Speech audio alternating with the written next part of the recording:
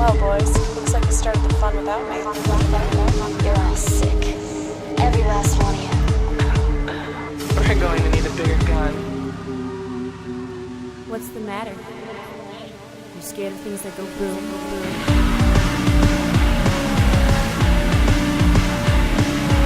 Give me one goddamn reason why I shouldn't blow your goddamn brains all over that goddamn wall.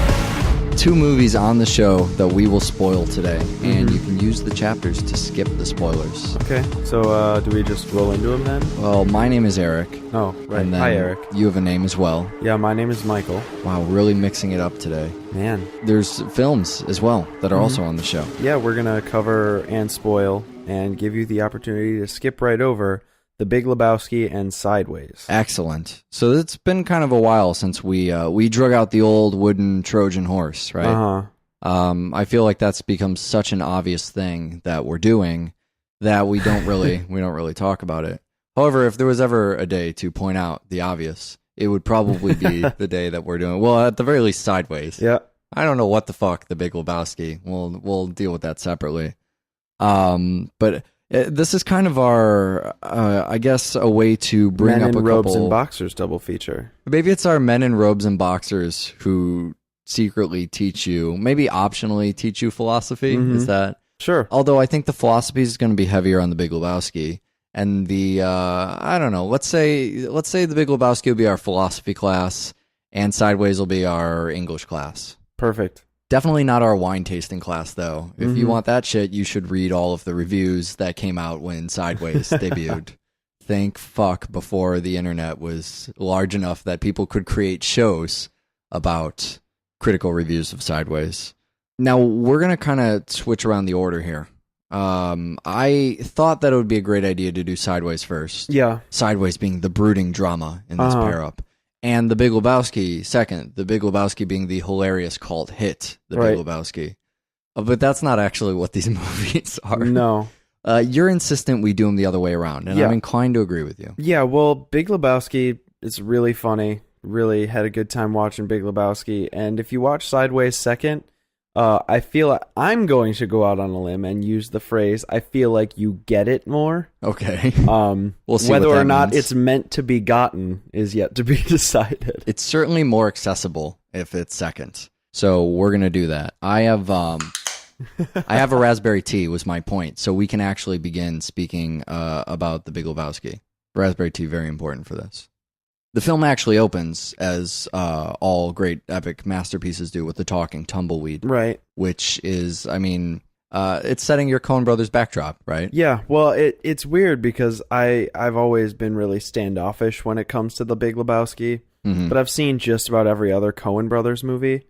Right, and so this is one where I'm extremely excited because I know that you have not seen The Big Lebowski before today. I hadn't seen it.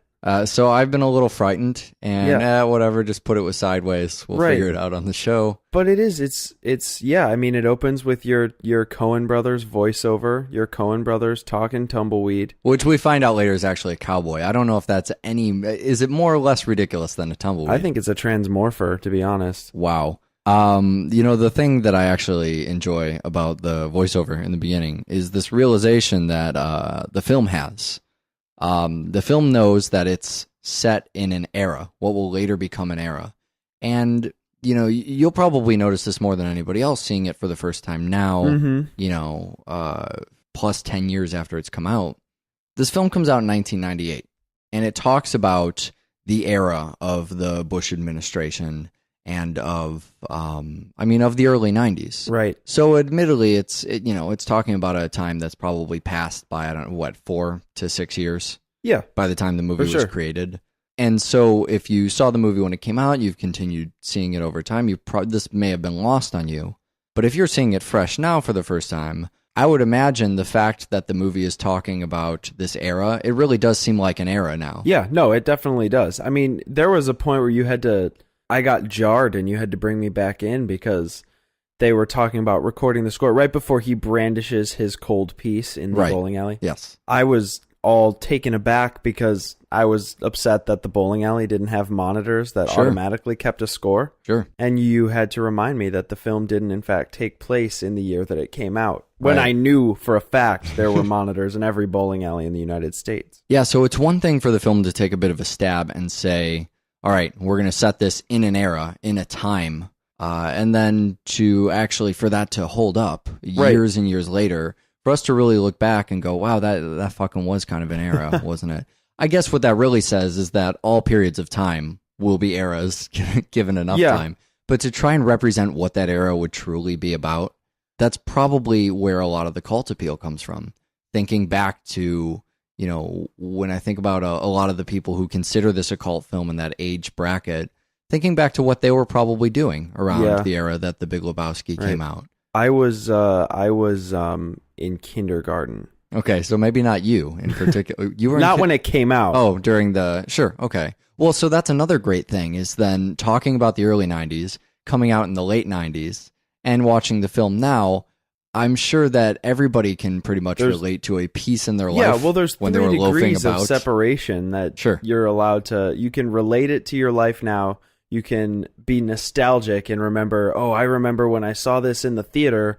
Or you can remember that you were in kindergarten in 1993 Sure. and that you were probably napping. Not a lot of White Russians for you in 1993?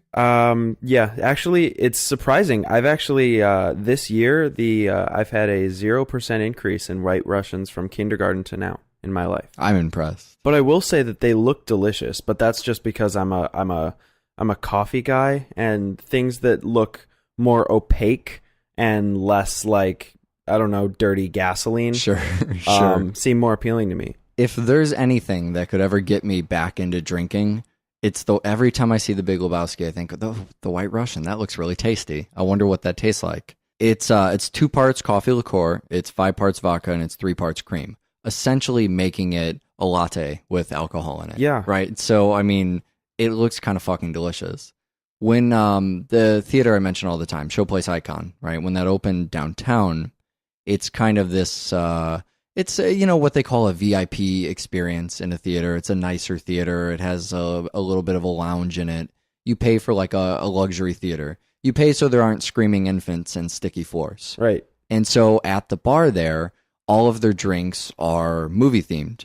And one of the drinks is, I believe it's actually called The Dude. And it is, of course, the White Russian from The Big Lebowski with the cream that kind of floats down from the top. It looks fucking delicious. I feel like maybe this is just for me, but the fucking White Russian is as much a character as any of the actual people in the movie. You see this thing, I mean, it has more scenes than Steve Buscemi's character does. Right, that's true. White Russian probably in almost twice as many scenes as Steve Buscemi's character, but that's because it's glued to the hand of Jeff Bridges. Of the dude. Who, I mean, I always think of this movie as starring John Goodman, but that's not the case. No, see, and that's another thing, going back to having never seen this film before. I didn't know who this film followed. I had heard from somebody that the film actually never left the bowling alley. Oh, not true. But yeah, I had no idea, who the film followed. I knew that Jeff Bridges was in it, but the lore that surrounded the dude outside of the film made it seem like, to go back to earlier this year, the same fucking bullshit that happens with Glengarry Glen Ross. Oh, yeah. Where people are like, oh, yeah, Jeff Bridges is the dude. And in my head, I'm thinking, he's in one scene. Yeah. He walks in, says some really cool, far-out, trippy shit, man, then flies underneath some vaginas, and then... That's his only scene in the film. You're thinking he's he's Jesus, the bowler. Yeah, exactly. That's the character he's actually going to be. He's some cameo that happens to be like, he's the guy that the main characters wish they could be. Or maybe that the other characters need to take a hint from. Yeah. I mean, especially when you look at Walter, who is fucking high-strung, like you would not believe. I mean, pairing these characters up, it's that's the movie right there. The fact that you have these two guys hanging out and bowling and playing these situations off each other, all you need from there is a downright bizarre supporting cast for them to kind of... I think about this movie like pinball. I already know exactly. I think, isn't there a Big Lebowski pinball game? There's probably I'm a pretty pinball sure machine. there is. Yeah, I would imagine so. But you're just bouncing off of these other characters. some kind of insane situation that they're in. I mean, you have, Julianne Moore's character, Maud, who is this naked painting feminist. One of the best parts of the film. Not my favorite character in the film, Sure, certainly. but definitely in my top 3. Well, also, this is the first time I've thought that Julianne Moore was actually hot in anything. Yeah, interesting how that happens. You get her naked and painting and talking about, women's rights, and all of a sudden, not so much women's rights as a kind of caricature of feminism. Yeah. I mean, she's in the movie as a feminist in kind of a dual purpose, which is interesting. She's talking about a lot of the great ideas of feminism and, busting myths about nymphomaniacs and how women like to have sex too, and it's not just a man's game. But at the same time, she's kind of a joke. She's also there as a punchline. So there's her, there's Philip Seymour Hoffman. Oh, that's my number 1. Who is... oh my God. Seeing him play off of, I think his name is David Huddleston, the guy who plays the big Lebowski, right? Not the tiny Lebowski. Right. Not the bum Lebowski. Yeah. When he starts yelling and Philip Seymour Hoffman's character just looks really uncomfortable. Oh my God. The other thing is when he starts introducing, when the dude first comes over and they're looking through all the pictures and stuff, watching Philip Seymour Hoffman give that tour is so believable. Yeah. I mean, I really believe that he could give that tour if he'd stopped acting. Right. If that was a thing that it just seems like... It's his backup plan. Yeah, right. It's such a small role to say something insulting like he was born to play it or whatever. But I'm amazed with how he can take such a trivial, meaningless throwaway thing and make it so appear to be having so much fucking fun with it. Well, yeah, I mean, that role is not the role that on paper you would think is a standout position in the film.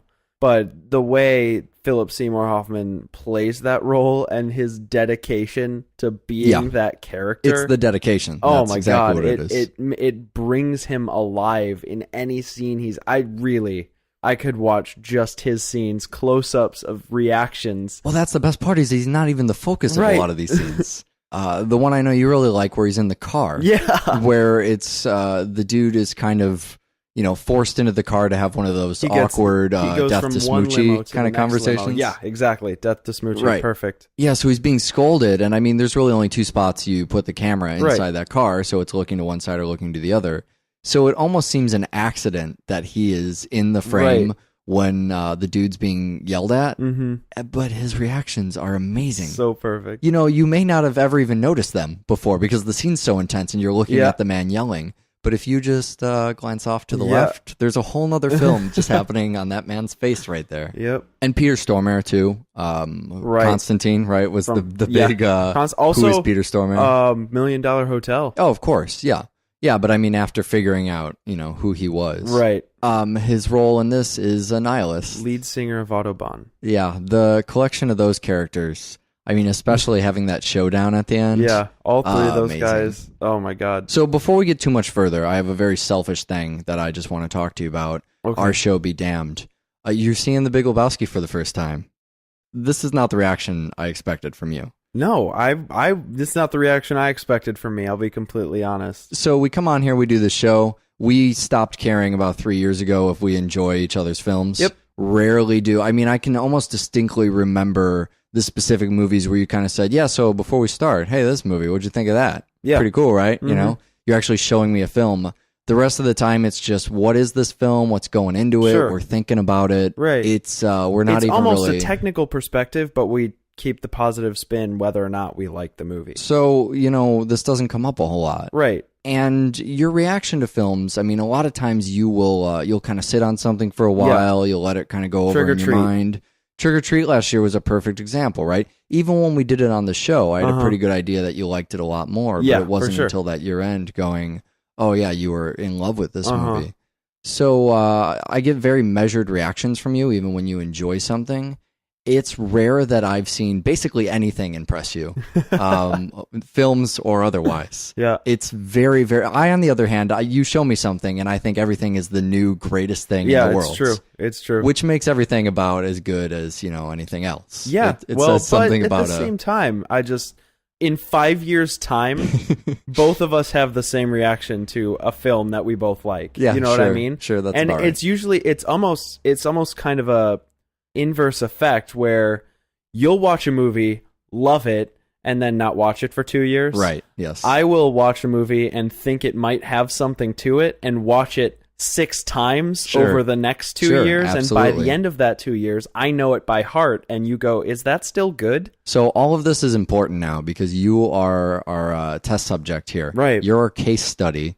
You are the single individual who has not seen. I'm the only person left on Earth that had not seen The Big It's Lebowski. kind of like when we did Troll 2. Right. And we were the only two people. We were right, yeah. So I want to revisit that idea for a second. Uh-huh. You appear to be kind of floored by The Big Lebowski. Okay, so it was obvious, and I want to point that out while we were watching the film, that I was cracking up the whole time. Yeah, right. You're having a great time with this. I was laughing. Well, so the other thing, and I have to point this out, you once described yourself on the show a long time ago, kind of tongue-in-cheek, as a contrarian. Yeah, right? for sure. Absolutely. So both of us see things that are sort of status quo or sort of lowest common denominator, right? Everybody loves these things, and so we naturally have a feeling like we should just kind of hate them. Right. Something that everybody loves really needs to prove itself to me. Sure. It's not that I'm going to go into it disliking it, but it can't just be kind of okay. Not to say that something's, well loved, Sure. so we'll hate it. Right. Because No, not clearly at all. our show is not Not at is all. an indication of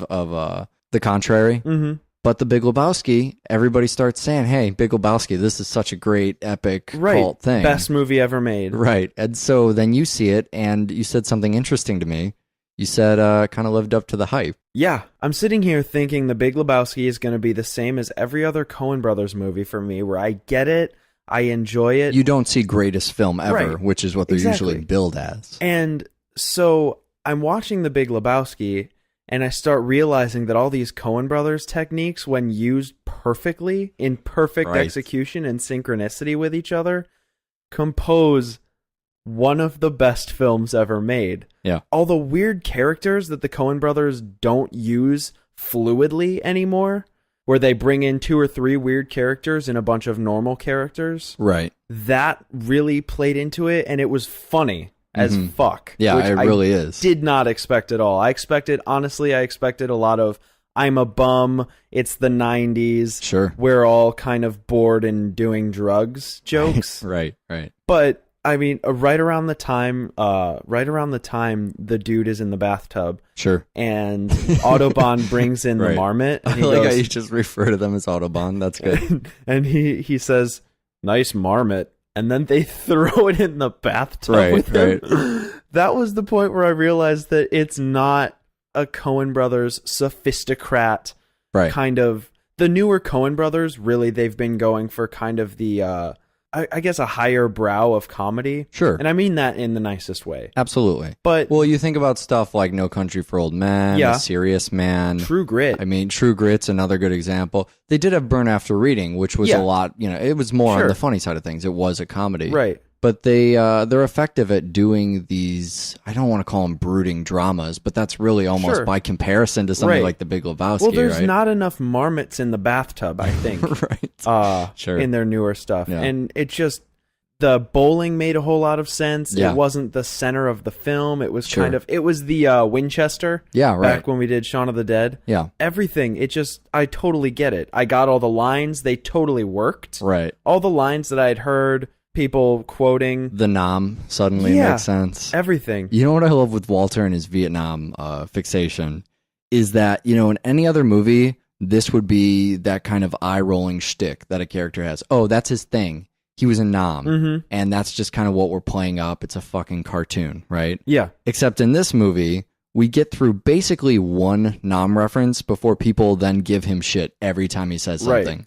In any other film, once again, that builds up over time. We become aggravated. We get it. You have a Nam thing, and maybe at the end they call him out about it. Right. Oh, hey, you've been mentioning Vietnam for 2 hours. Except these characters all really live with this guy. Yeah. They're tired of this shit. Right. They had that experience Right. 6 films ago. They already know about that. So when we walk into their world, they're already giving him crap in different ways. Every single time he makes some offhanded Nam reference, which is what makes them even funnier. Because instead of just being, oh, I know this scene's going to come up where this character, they slip on a banana peel every time they walk by, and that's just their thing. When I hear a Nam reference before my eyes roll back into my head, I know that somebody else is going to make fun of him. That then becomes the shtick, is that he makes this reference and someone else gives him shit. Yep.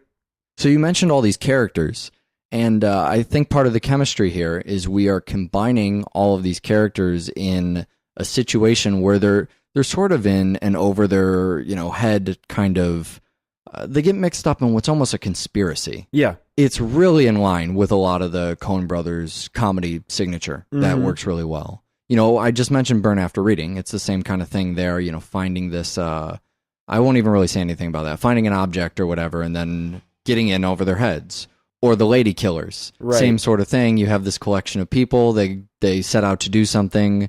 Turns out that job might have been a little too big for them. But here that takes them on this sort of Alice in Wonderland adventure, which was originally our idea for pairing these two up, is kind of going on that adventure. And the adventure took us in such different places that I guess we didn't even really think about that, setting up the show. But you're all over the place, and I think that's part of what's funny about it, is seeing how insane this could really get. Sure. Kind of reminds me of Kiss Kiss Bang Bang a little bit. There's a lot of that in there for sure. Although those characters seem to be on to what's going on a little bit more than this. Kiss Kiss Bang Bang's a lot more about being hip. Yeah. Whereas The Big Lebowski, there's still a weird square. They use the word square as if it's still 1960. So actually, if I can, I've just brought up the 60s and opened my own door into a conversation that I've been meaning to bring up.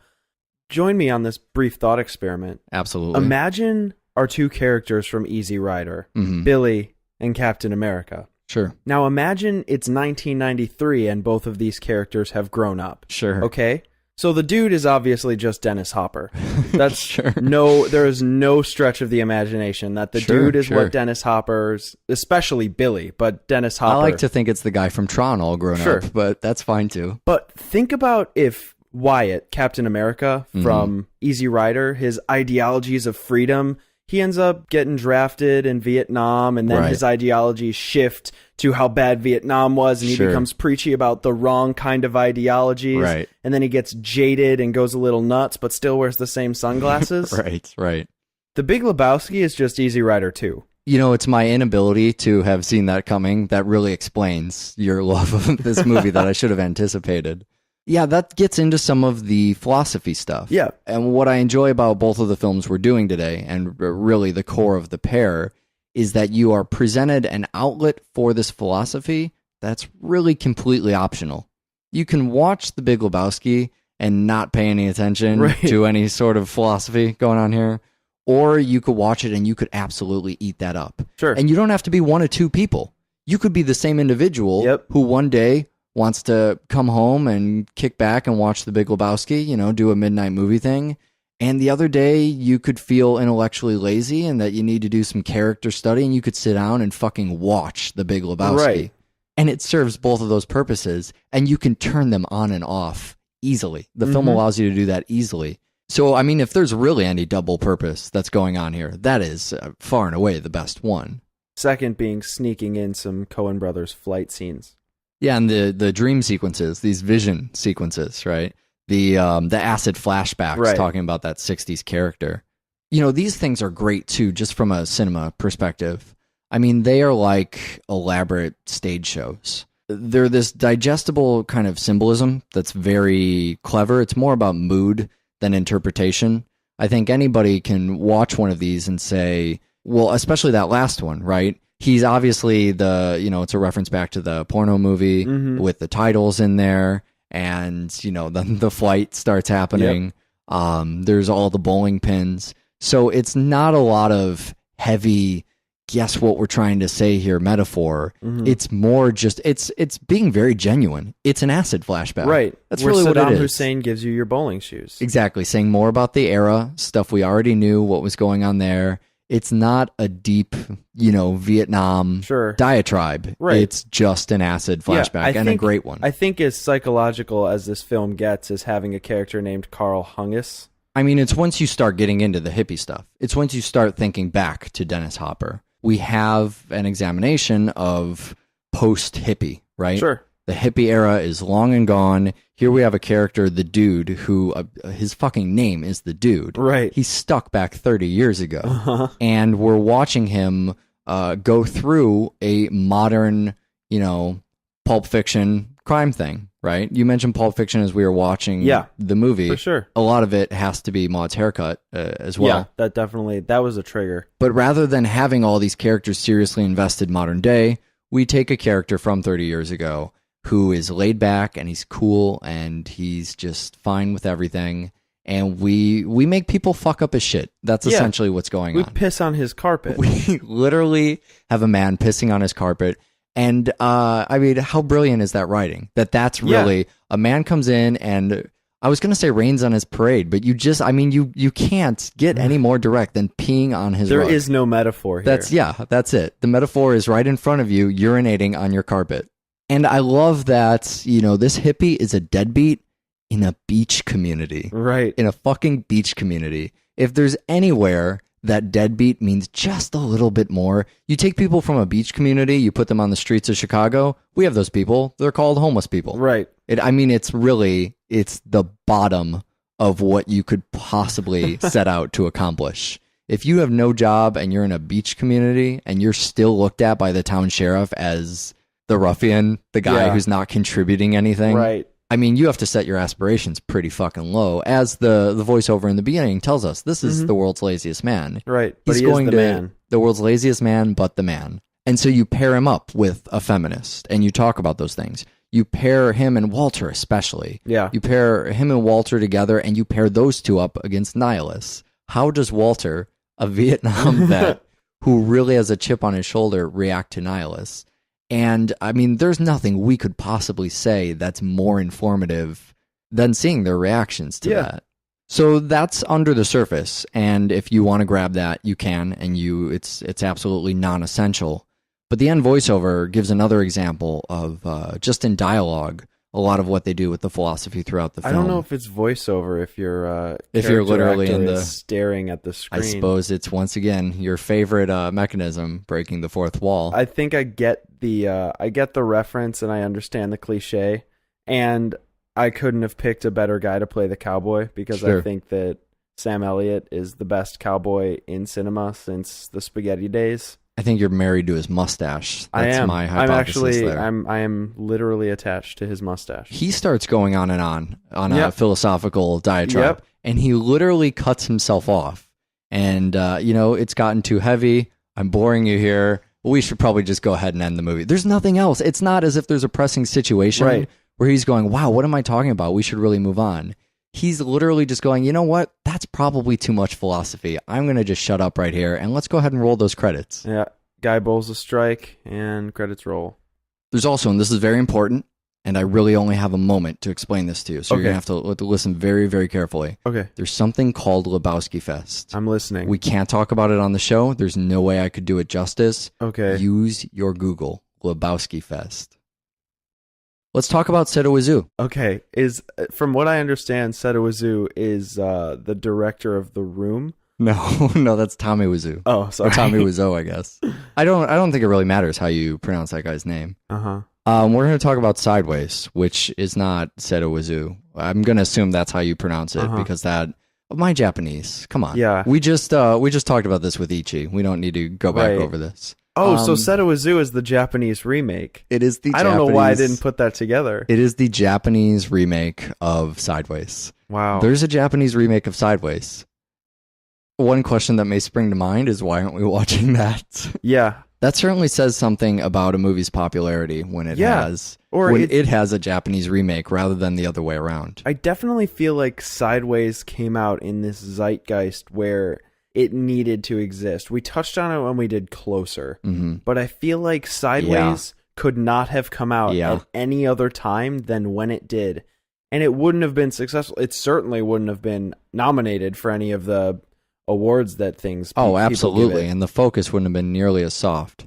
Well, no, I was thinking about that the whole time we were watching it. Yeah, I was thinking Closer. This is like that one weird year I talked about in Closer. You want to talk about a very particular era. This movie doesn't even know it's part of that era. Right. But you're right. It's the zeitgeist. It's that thing of the time that everyone was involved in, and that fucking thing was Sideways. it was that year. It was, I think it was just 2004. It might have been the next following summer or whatever, but man, there were so many independent movies coming out. And this was the one really getting, I think this was probably the most popular of, of all of them. Well, I think it was the first underdog Academy film that really stuck. And also, this was when Paul Giamatti didn't really exist. Yeah, well, he'd done American Splendor. Right. But beyond that, I don't think, I mean, Paul Giamatti has been on our show 100,000 times. 100,000 times. We were trying to figure out who He's rivals. sung on our show. He's had his chickpea removed. Oh, God.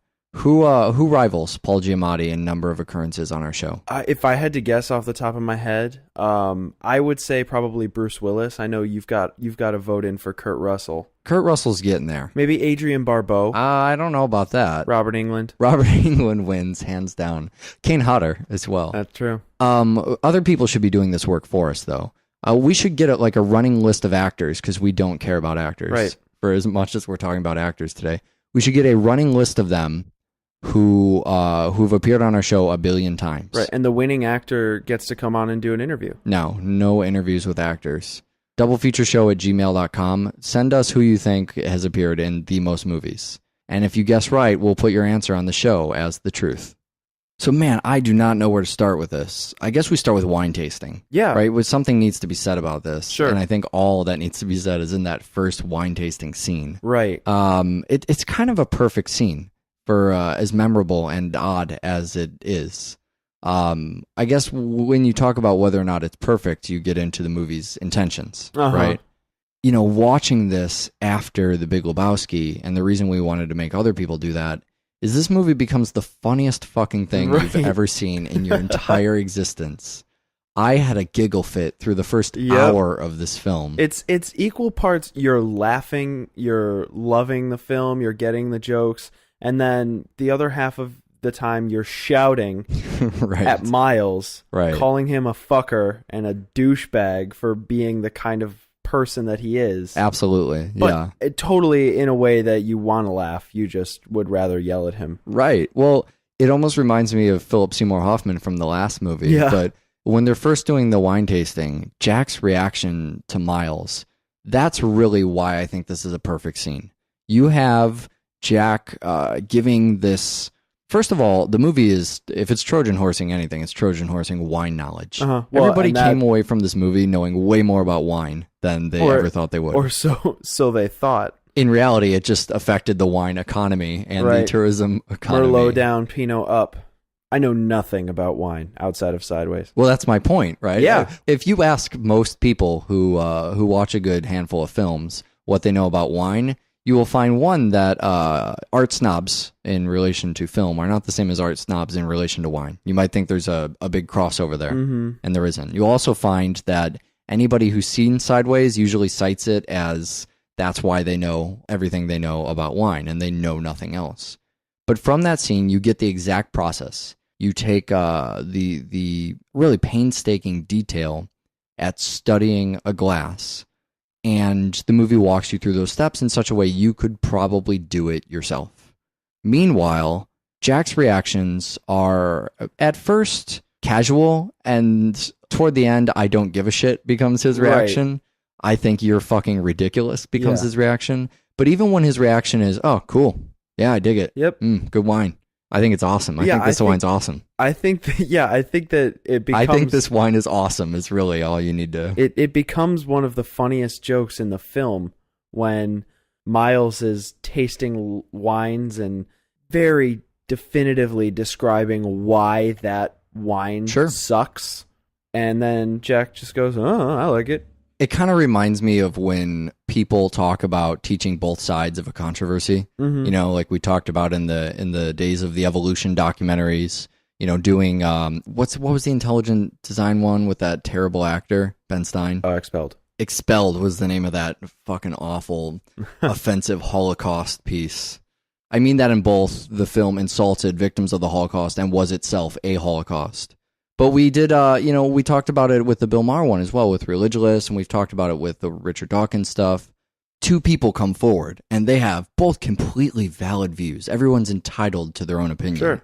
One opinion is, I detect a strong strawberry and maybe a hint of almond. And is that a tiny bit of cheese just in the aftertaste? And the other is, I don't know, pretty good.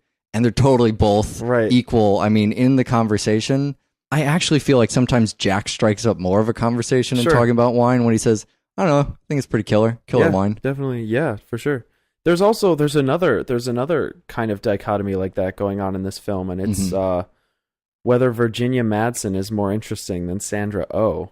Now, I didn't mean to put you on the spot, but you did reveal your hand while we were watching it that you didn't know anything about Sandra Oh, but that she was intriguing to you. And I will now put my cards on the table and say what I know of Virginia Madsen is Sideways, Candyman, and she had a brief stint in this TV show that shouldn't have gotten canceled called The Event. Ah, right. But honestly, I don't know anything about what I assume is the bulk of her career, which is probably movies that I don't see. Yeah, I know Sandra Oh was in something else we saw in Double Feature. You remember that one?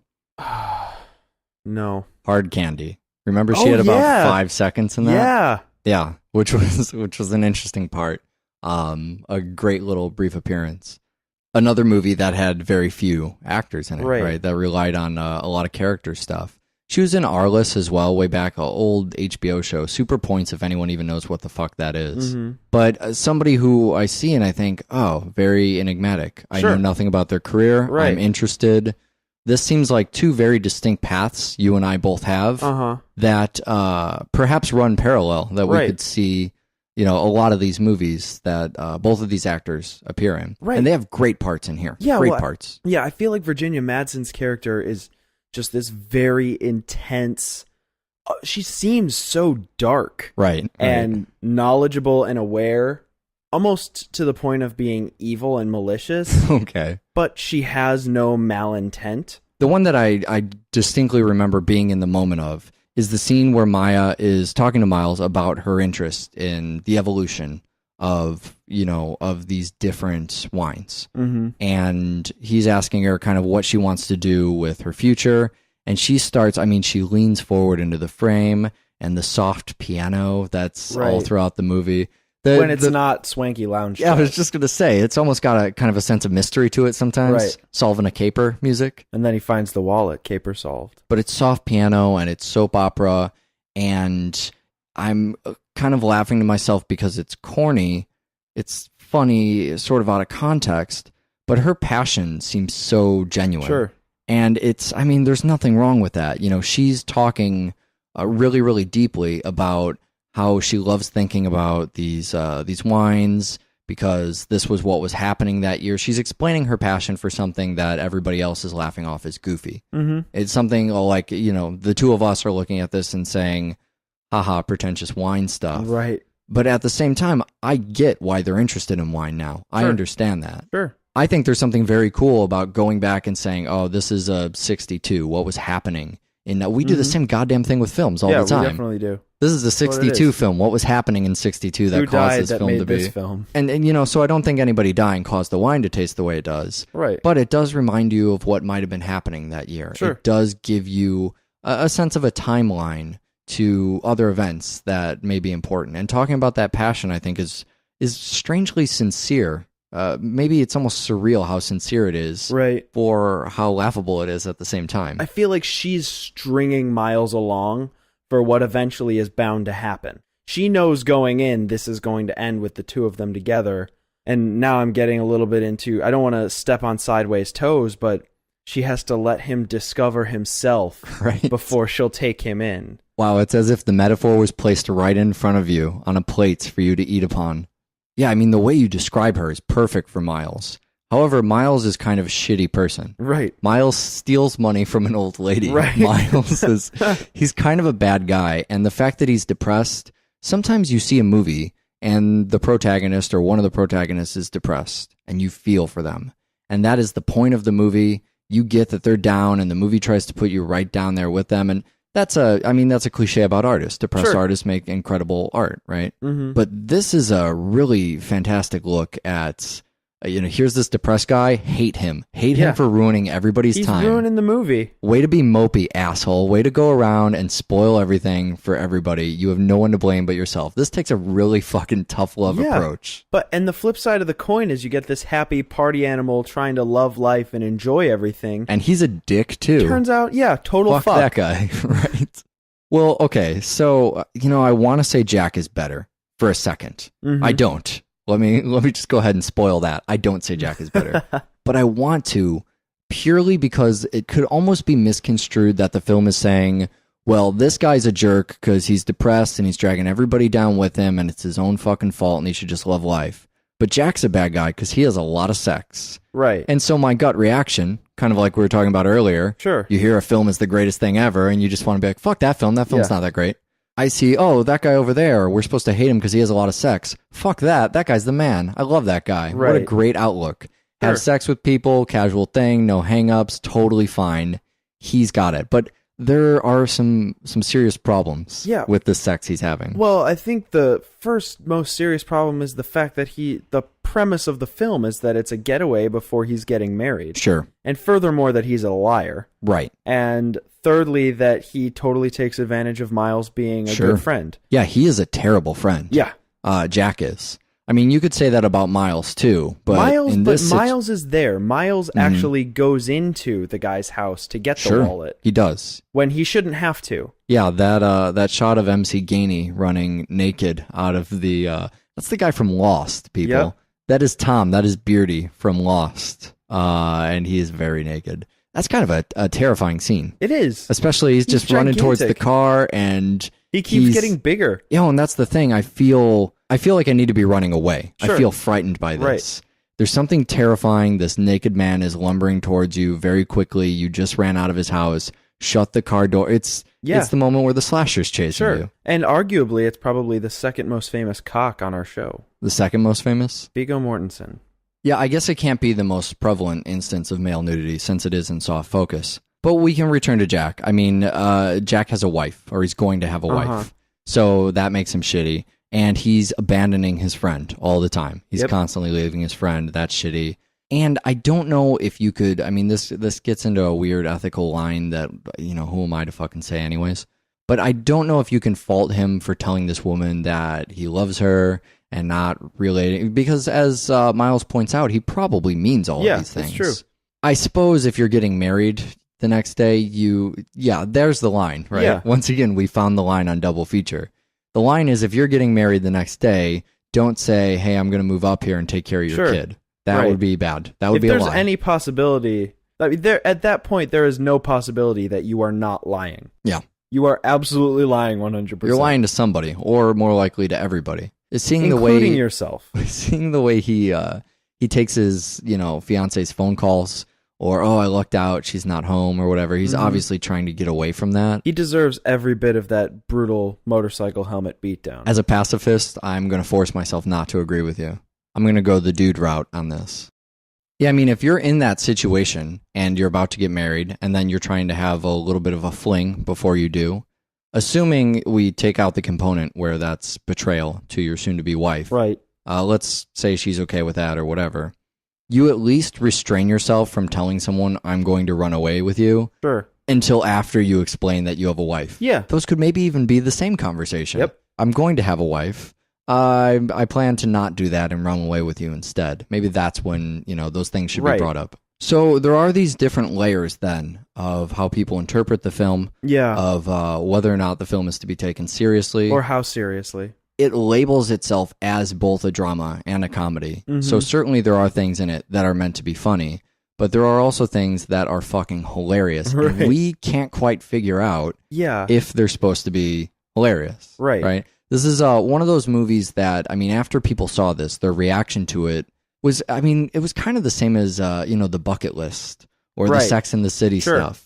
These things where you see it and you go, well, that's what I'm going to do with my life. Hey, I should really go on a wine vacation and sniff wine with my buddy in soft focus. Yeah. Or, I'm going to create a list of things I do before I die, or I'm going to have sex in the I don't actually know what happens in Sex and the City. They Sex shop a lot. City, There's a lot of shopping. Sex City. But you want to talk about cliches? I mean, you hear that joke all the time. Like, which Sex and the City character are you?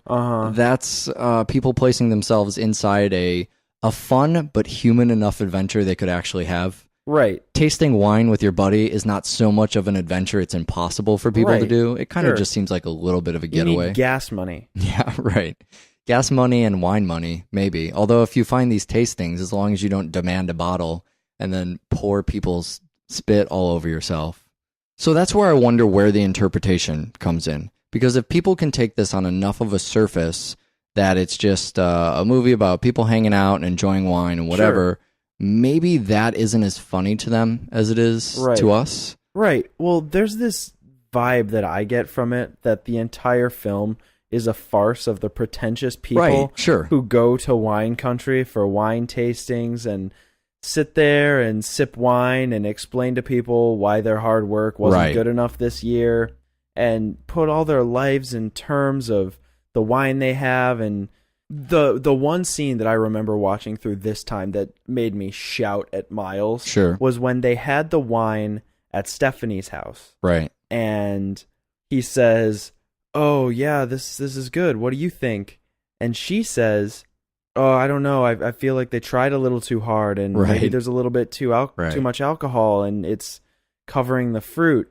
And he sips it again, and then looks at her as if completely shocked and surprised, and says, "You know what? You're right.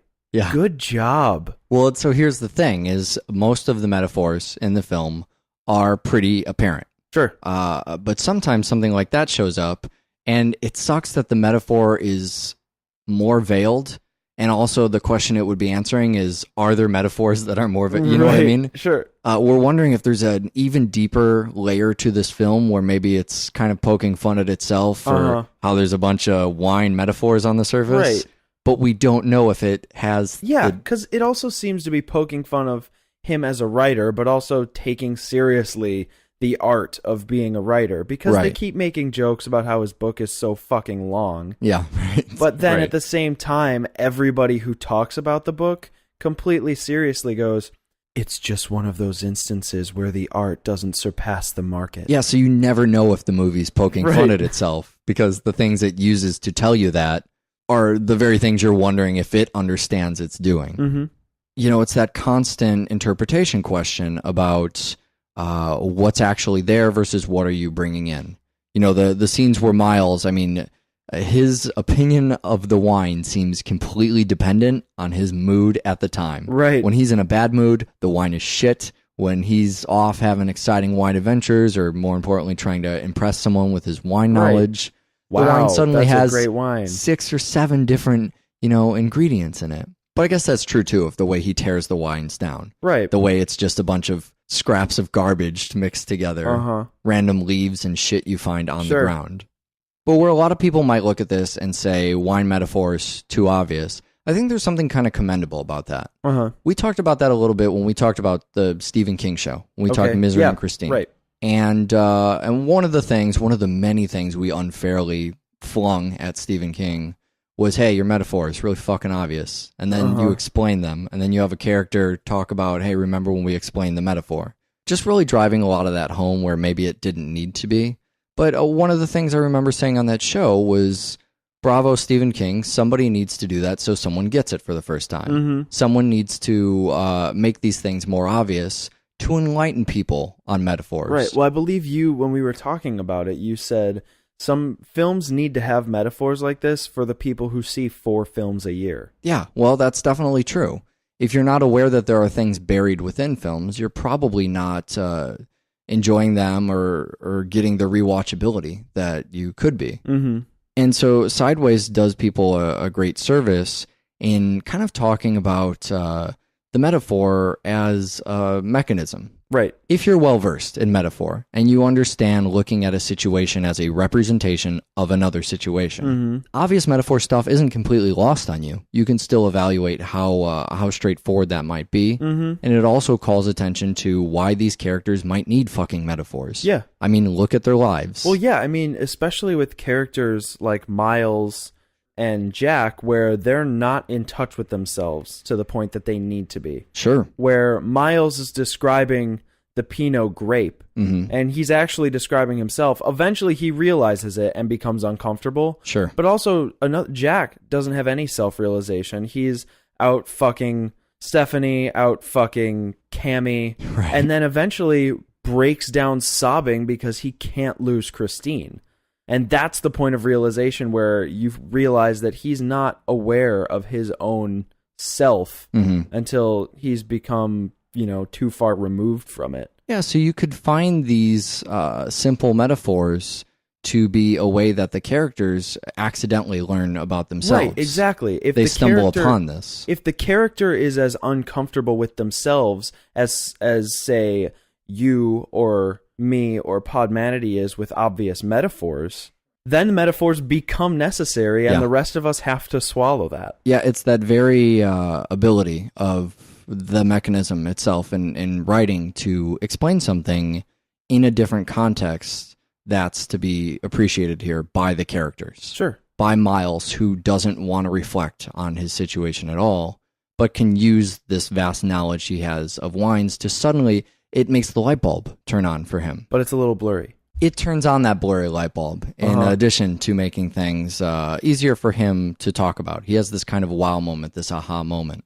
But the other thing metaphors will allow you to do is take a different look at something, kind of strip away other things that might be baggage, clouding your judgment or getting you involved directly. Clouding your frame. Rubbing Vaseline on your lens. Things that could obscure your vision. But you understand what I'm saying, right? You have a situation that you can't look at objectively. Right. And so you use a metaphor for things you're completely impartial to.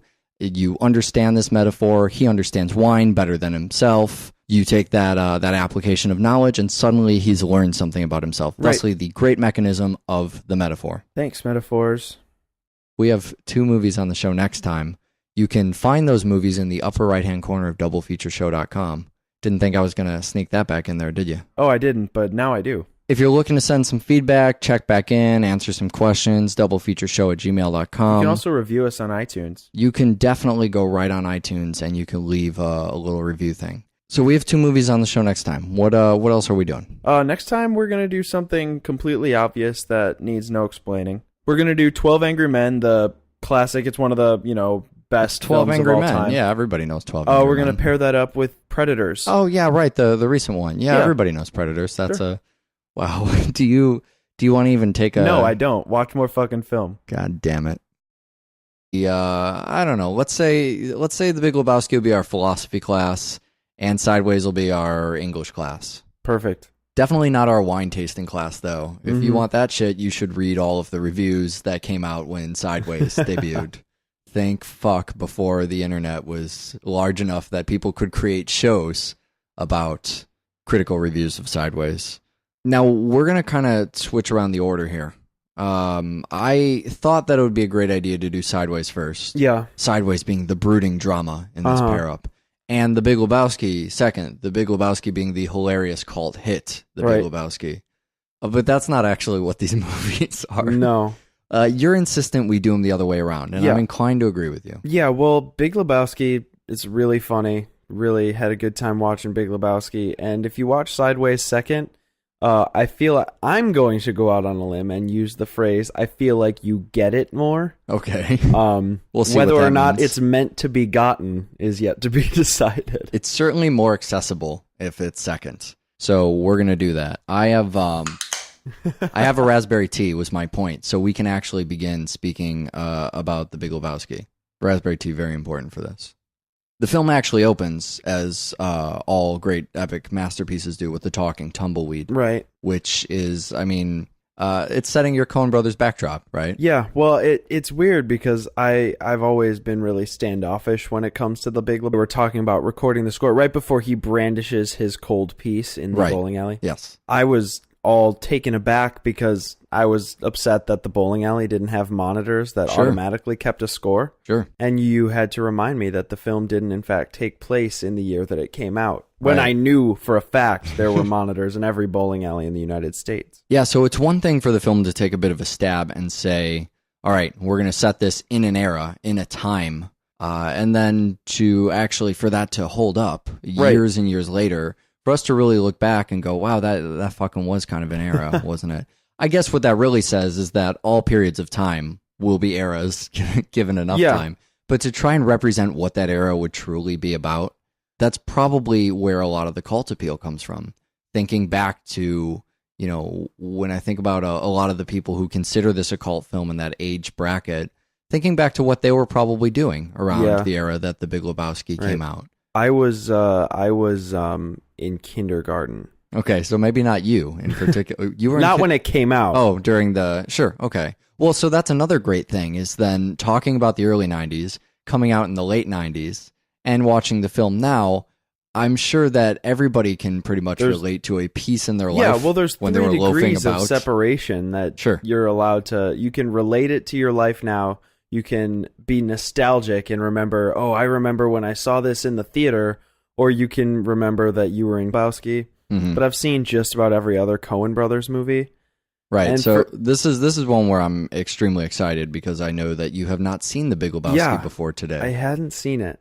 So I've been a little frightened, and whatever, just put it with Sideways. We'll figure it out on the show. But it's I mean, it opens with your Coen Brothers voiceover, your Coen Brothers talking tumbleweed. Which we find out later is actually a cowboy. I don't know if that's is it more or less ridiculous than a tumbleweed? I think it's a transmorpher, to be honest. Wow. You know, the thing that I actually enjoy about the voiceover in the beginning is this realization that the film has. The film knows that it's set in an era, what will later become an era. And, you know, you'll probably notice this more than anybody else seeing it for the first time now, you know, plus 10 years after it's come out. This film comes out in 1998, and it talks about the era of the Bush administration and of the early 90s. Right. So admittedly, it's talking about a time that's probably passed by, 4 to 6 years. Yeah. By the time the movie was created. And so if you saw the movie when it came out, you've continued seeing it over time, this may have been lost on you. But if you're seeing it fresh now for the first time, I would imagine the fact that the movie is talking about this era, it really does seem like an era now. Yeah, no, it definitely does. I mean, there was a point where I got jarred and you had to bring me back in because Well, boys, looks like you started the fun without me. You're all sick. Every last one of you. We're going to need a bigger gun. What's the matter? You scared of things that go boom?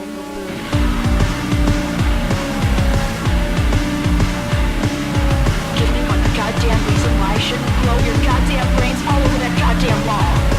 2 movies on the show that we will spoil today, and you can use the chapters to skip the spoilers. Okay, so do we just roll into them then? Well, my name is Eric. Oh, right. And then Hi, Eric. You have a name as well. Yeah, my name is Michael. Wow, really mixing it up today. Man. There's films as well that are also on the show. Yeah, we're going to cover and spoil and give you the opportunity to skip right over The Big Lebowski and Sideways. Excellent. So it's been kind of a while since we drug out the old wooden Trojan horse, right? Uh-huh.